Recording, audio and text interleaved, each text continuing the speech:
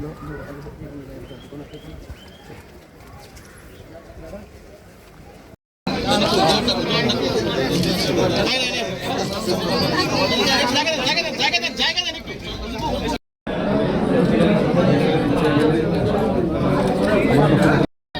পিছনে দিলেন সবাই ওই মার অংশটা আছে না এখান থেকে ইয়াটা উড়ে সুন্দর উড়ে লাগাইছে বন্যালি গেছে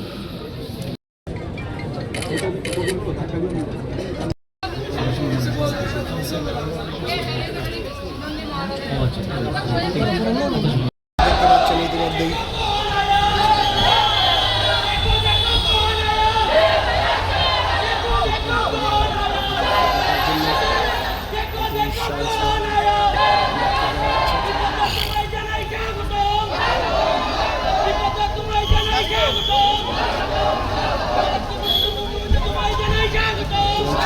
বিপ্লব কুমার দেবের সাথে একই গাড়িতে করে আসেন রাজ্য সরকারের মন্ত্রী সুশান্ত চৌধুরী, ওনার সাথে আসেন। গাড়ি চিত্র সরাসরি দেখছেন আপনারা, এই দেখতে পাচ্ছেন কর্মীরা বিভিন্ন উদ্দীপনার মধ্যে দিয়ে সাংসদ বিপ্লব কুমার দেবকে মায়ের আশীর্বাদ, মাননীয় প্রধানমন্ত্রী জি অমিত ভাই শাহজি আমাদেরকে দায়িত্ব দিয়ে পাঠিয়েছে। আমি তো একা ছিলাম না, ভুবন যাদব ছিল, আমি ছিলাম, সুনীল বনসালজি ছিল, অমিত মালভিয়া ছিল,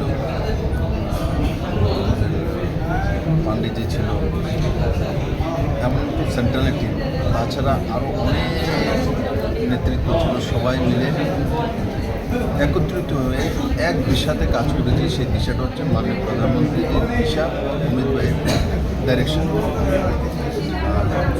সর্বোপরি আজকের এই পূর্ণভূমিতে বসে আমি পশ্চিমবঙ্গের প্রতিটা মানুষকে সম্মান জানাই, আদর জানাই, সাধুবাদ জানাই, নমন করি যে ওনারা এত বড় একটা জগদ্দল পাথর কমিউনিস্টের শাসনের পরে মানুষ ভেবেছিল পশ্চিমবাংলাকে ডেভেলপমেন্ট করা হবে, উনি শুধু ওনার হাইপো ডেভেলপমেন্ট করছেন আর কিছু না।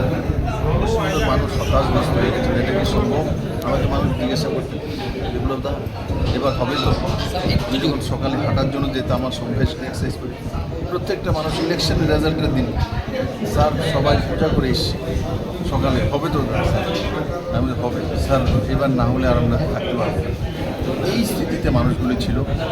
ইলেকশন কমিশনকে ধন্যবাদ জানাবো, একটা ফ্রি অ্যান্ড ইলেকশন করিয়েছে, 93% ভোট করিয়েছে, মানুষ ঢেলে ভোট দিয়েছে, বিশেষ করে মহিলারা 1 সেকেন্ড ভোট দিয়েছে। মমতা বন্দ্যোপাধ্যায় বলে বেড়াতেন সমস্ত মহিলা, কোনো মহিলা ওনার সঙ্গে নেই, কিন্তু সবচেয়ে বেশি মহিলাকে অত্যাচার করেছে, সবচেয়ে বেশি মহিলাকে একটা মহিলা মুখ্যমন্ত্রী। ওনার নাম আমি যেটা আগে বলেছি, এখন আর কোনো মানুষ তার মেয়ের জন্ম হলে তার নাম তারা, কারণ এই নামটা এত বদনাম হয়ে গেছে। কুল মিলিয়ে মাননীয় প্রধানমন্ত্রীর উপরে ভরসা, মোদিজি মানে ভরসা। পশ্চিমবঙ্গের মানুষ সেটা বুঝেছে, বুদ্ধিমান, সুযোগ পেয়েছে, প্রয়োগ করেছে, এবং এই ঐতিহাসিক দিনের জন্য আমি পশ্চিমবঙ্গের মানুষকে যে বিশ্ব ছোটো ছোটো কার্যকর্তাকে সাধুবাদ।